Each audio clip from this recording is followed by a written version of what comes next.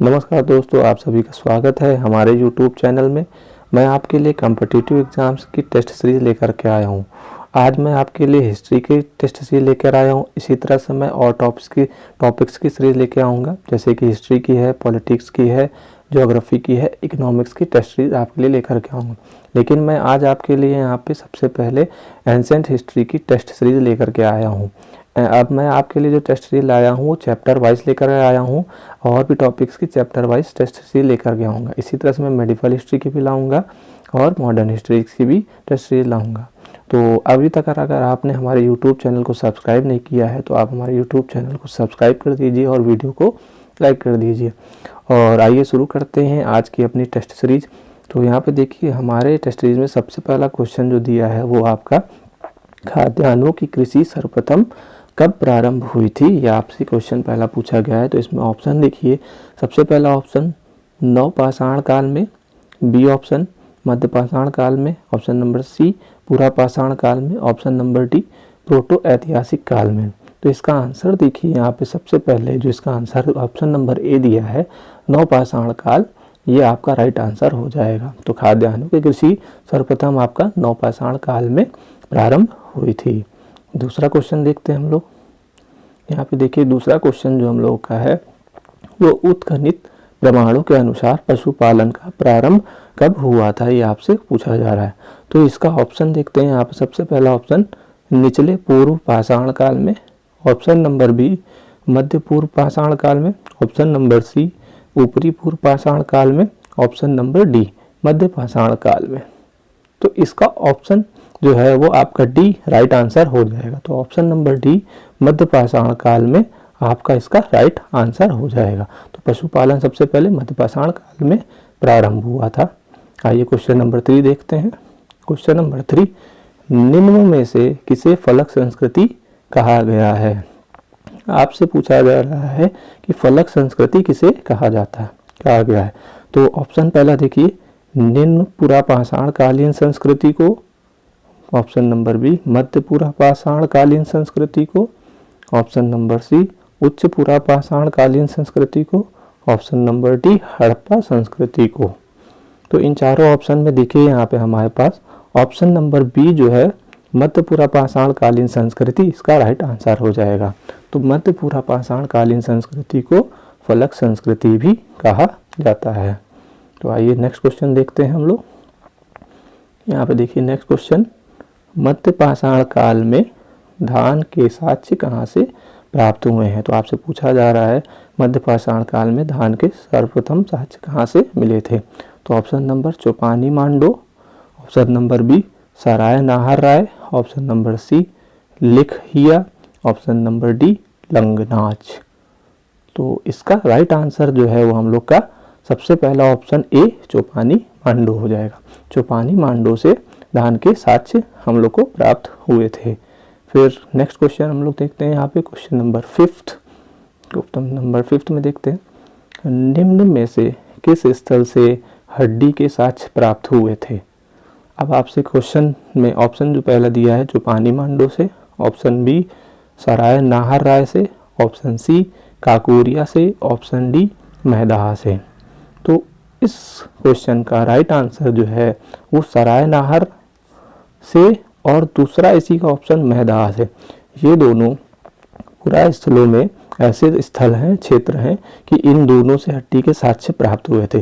सराय नाहर से और मैदाहा दोनों से हड्डी के साक्ष्य प्राप्त हुए थे। जब भी ऑप्शन आएगा तो आपको याद रखना है कि इसके दोनों ऑप्शन सही हैं। अगर दोनों में से कोई एक ही ऑप्शन दिया है तो या तो सराय नाहर होगा या मैदाहा से होगा। तो इसके राइट ऑप्शन बी और डी हो जाएगा। 6 क्वेश्चन देखते हैं हम लोग। 6 क्वेश्चन में, हड्डी से निर्मित आभूषण भारत में मध्य पाषाण काल से कब प्राप्त हुए थे। मध्य पाषाण काल में कहाँ से प्राप्त हुए थे, ये आपसे क्वेश्चन पूछा जा रहा है। अब देखिए, यहाँ हड्डी से निर्मित आभूषण के बारे में पूछा है। अभी इससे पहले वाला क्वेश्चन हड्डी पूछा गया था, तो हड्डी से आभूषण पूछा गया है। तो ऑप्शन में देखिए, यहाँ पे सबसे पहला ऑप्शन चौपानी मांडो से, ऑप्शन बी सराय नाहर से, ऑप्शन सी काकोरिया से, ऑप्शन डी मैदाहा से। अब देखिए, हड्डी की बात की है। अभी इससे पहले वाले क्वेश्चन में मैंने आपको बताया था, जब हड्डी के बारे क्वेश्चन पूछा जाएगा हड्डी के बारे में, तो इसका आंसर देखिए सराय नाहर से और मैदहा से हो जाएगा। अगर ये दोनों आपको ऑप्शन में दिए हैं तो ये दोनों राइट आंसर हो जाएंगे। आइए क्वेश्चन नंबर 7 देखते हैं हम लोग। क्वेश्चन नंबर 7 में देखिए क्या है, एक ही कब्र से 3 मानव कंकाल निकले हैं। अब आपसे पूछा जा रहा है ऐसा क्षेत्र बताइए जहाँ से एक ही कब्र से 3 मानव कंकाल निकले हैं। तो ऑप्शन नंबर देखिए लंगनाज ए हो जाएगा, बी जो है सरायनाहर से, सी काकोरिया से, डी दमदमा से। तो इसका राइट आंसर जो है वो आपका ऑप्शन नंबर डी दमदमा हो जाएगा। दमदमा एक ऐसा क्षेत्र था कि यहाँ पे जो कब्र पाई गई उसमें से 3 कंकाल एक साथ निकले हैं, मानव कंकाल। तो इसका राइट आंसर डी दमदमा हो जाएगा। आइए क्वेश्चन नंबर यहाँ पे 8 पढ़ के देखते हैं क्या हम लोग के पास। भारत में मानव का सर्वप्रथम साक्ष्य कहाँ से मिलता है। अब आपसे पूछ रहा है मानव का सर्वप्रथम साक्ष्य कहाँ से मिलता है। तो इसका ऑप्शन नंबर देखिए पहला नीलगिरी पहाड़ियों से, दूसरा ऑप्शन शिवालिक पहाड़ियों से, तीसरा ऑप्शन नल्लामलाई पहाड़ियों से, चौथा ऑप्शन नर्मदा घाटी से। तो इसका आंसर देखिए सबसे राइट आंसर जो है वो आपका ऑप्शन नंबर डी हो जाएगा। तो नर्मदा घाटी से सबसे पहले हम लोग को यहाँ पे मानव का साक्ष्य प्राप्त हुआ था। तो ऑप्शन नंबर डी नर्मदा घाटी एकदम करेक्ट आंसर आपका हो जाएगा। आइए क्वेश्चन नंबर 9 देखते हैं। क्वेश्चन नंबर 9, मानव द्वारा सर्वप्रथम कौन सा अनाज प्रयोग में लाया गया था, ये आपसे पूछा जा रहा है। तो यहाँ पे क्वेश्चन में ऑप्शन देखिए पहला गेहूँ है, ऑप्शन बी चावल है, ऑप्शन सी जौ है, ऑप्शन डी बाजरा है। तो मानव द्वारा सबसे पहला अनाज पूछा जा रहा है, तो इसका राइट आंसर जो है वो आपका ऑप्शन नंबर सी हो जाएगा, जौ। सबसे पहले मानव ने यहाँ पे जौ का प्रयोग किया था। तो यहाँ पे आपका ऑप्शन नंबर सी जौ एकदम करेक्ट आंसर है। आइए क्वेश्चन नंबर 10 देखते हैं। भारतीय उपमहाद्वीप में कृषि के प्राचीनतम साक्ष्य कहाँ से प्राप्त हुए हैं। तो आपसे पूछा जा रहा है कि भारतीय उपमहाद्वीप में सबसे पहले कृषि के साक्ष्य कहाँ से प्राप्त हुए हैं। तो यहाँ पे ऑप्शन नंबर ए कोल्डिहवा से, ऑप्शन नंबर बी लहुरा देव से, ऑप्शन नंबर सी मेहरगढ़ से, ऑप्शन नंबर डी टोकोवा से। देखिए जो नवीनतम खोजों के आधार पर ऑप्शन जो आपको पता है क्या है, उसका करेक्ट आंसर जो है वो आपका लहुरा देव हो जाएगा। अगर किसी ऑप्शन में लहुरा देव नहीं दिया है तो मेहरगढ़ माना जाएगा, क्योंकि इससे पहले जब भी जो नवीनतम खोज हुई है उससे पहले जो ऑप्शन आता था वो मेहरगढ़ को सही माना जाता था। लेकिन अभी जो नवीनतम खोज आया है उसमें अगर लहुरा देव ऑप्शन दिया है तो लहुरा देव आपका करेक्ट आंसर हो जाएगा। अगर लहुरा देव नहीं दिया है तो फिर मेहरगढ़ को आप सही आंसर मानेंगे। तो इसका राइट आंसर यहाँ ऑप्शन नंबर बी हो जाएगा। तो आइए नेक्स्ट क्वेश्चन देखते हैं। नेक्स्ट क्वेश्चन 11 नंबर, उस स्थल का नाम बताइए जहाँ से प्राचीनतम स्थायी जीवन के साक्ष्य मिले हैं। स्थायी जीवन के साक्ष्य आपसे पूछा जा रहा है, तो ऑप्शन में देखते हैं। Option number A Dholavira, option number B Kalibangan, option number C Mehrgarh, option number D Kili Gul Mohammad हो जाएगा। अब इसमें से देखिए इसमें राइट आंसर जो है वो आपका मेहरगढ़ हो जाएगा। मेहरगढ़ में सबसे पहले यहाँ पे स्थायी जीवन के प्राचीनतम साक्ष्य मिले थे। तो इसका correct answer option number C Mehrgarh हो जाएगा। 12 नंबर क्वेश्चन देखते हैं। 12 नंबर क्वेश्चन में निम्न में से किस स्थान से मध्य पाषाण काल में पशुपालन के साक्ष्य मिले हैं। अब आपसे पशुपालन के साक्ष्य पूछ रहा है, तो ऑप्शन नंबर ए औदे हो जाएगा, option number B Bori, option number C Bagor, option number D Lakhania. तो इसमें से देखिए करेक्ट आंसर आपका यहाँ पे ऑप्शन नंबर सी हो जाएगा। सी बागोर आपका करेक्ट आंसर इसका पशुपालन वाला हो जाएगा। तो नेक्स्ट क्वेश्चन देखते हैं हम लोग 13 नंबर। 13 नंबर देखते हैं, निम्न में से किस एक पुरा स्थल से पाषाण संस्कृति से लेकर हड़प्पा सभ्यता तक के सांस्कृतिक अवशेष प्राप्त हुए। पूरा स्थल पाषाण संस्कृति से लेकर के हड़प्पा सभ्यता तक के सांस्कृतिक अवशेष के बारे में आपसे पूछा गया है। तो आंसर देखिए यहाँ पे पहला आंसर जो है आमरी हो जाएगा, दूसरा मेहरगढ़, तीसरा सी कुटदी हो जाएगा और चौथा ऑप्शन जो है कालीबंगा। तो इन चारों में से राइट ऑप्शन जो है वो आपका option number B Mehrgarh. Mehrgarh एक ऐसा क्षेत्र है जहाँ से पूरा स्थल से लेकर के हड़प्पा सभ्यता तक के यहाँ पे अवशेष प्राप्त हुए हैं। तो इसका करेक्ट आंसर आपका मेहरगढ़ हो जाएगा। तो ऑप्शन नंबर बी एकदम करेक्ट है आपका। आइए क्वेश्चन नंबर 13 देखते हैं हम लोग। 13 में देखिए यहाँ पे पूछा गया, 14 में देखते हैं, आपसे पूछा गया है नवदा टोली का उत्खनन किसने किया था। आपसे पूछा जा रहा है यहाँ पे कौन ऐसा व्यक्ति था जिसने नवदा टोली का उत्खनन कर कार्य करवाया था। तो ऑप्शन नंबर ए के.डी. वाजपेयी ने, ऑप्शन नंबर बी वी.एस. वांकड़ ने, सी एच.डी. सांकलिया ने, डी मार्टिमर व्हीलर ने। तो इसका करेक्ट आंसर जो है वो आपका option number C H D. Sankalia ने यहाँ पे नवदा टोली का उत्खनन करवाया था। ये क्वेश्चन नंबर 15 चेक करते हैं। 15 देखिए यहाँ पे आपसे क्या पूछा जा रहा है, वृहत पाषाण स्मारकों की पहचान की गई है। वृहत पाषाण स्मारक जो थे वो किस लिए जाने जाते हैं। तो आपसे ऑप्शन नंबर पहला दिया है सन्यासी गुफाओं के रूप में, दूसरा मृतकों को दफनाने के स्थान के रूप में, तीसरा मंदिरों के रूप में, चौथा डी उपर्युक्त में से कोई नहीं।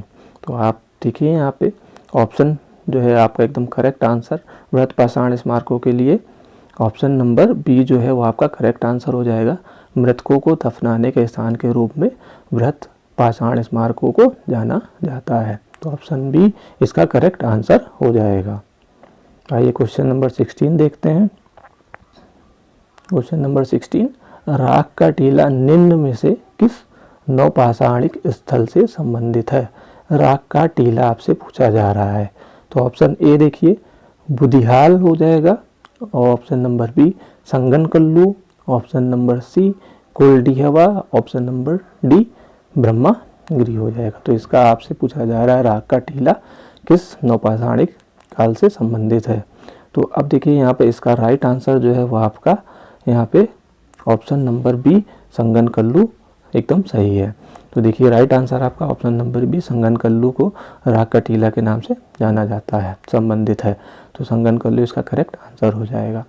आइए क्वेश्चन नंबर 16 देखते हैं। क्वेश्चन नंबर 16 में आपसे क्या पूछा जा रहा है, भीमबेटका किसके लिए प्रसिद्ध है।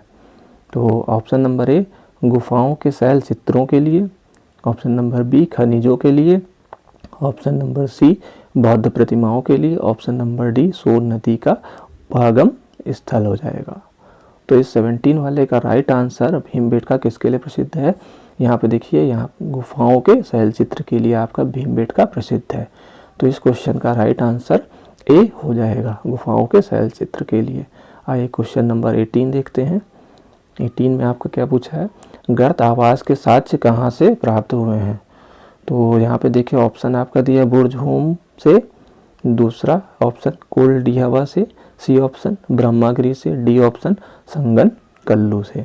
तो गर्त आवास के साक्ष्य जो है वो आपको यहाँ पे देखिए बुर्जहोम से प्राप्त हुए हैं। तो ऑप्शन नंबर ए इसका करेक्ट आंसर हो जाएगा। तो बुर्जहोम जो है यहाँ पे आपका करेक्ट आंसर हो जाएगा। तो आप देखिए नेक्स्ट क्वेश्चन क्या है हम लोग के पास 19 नंबर, ताम्राश्रम काल में महाराष्ट्र के लोग मृतकों को घर के फर्श के नीचे किस तरह दफना कर रखते थे।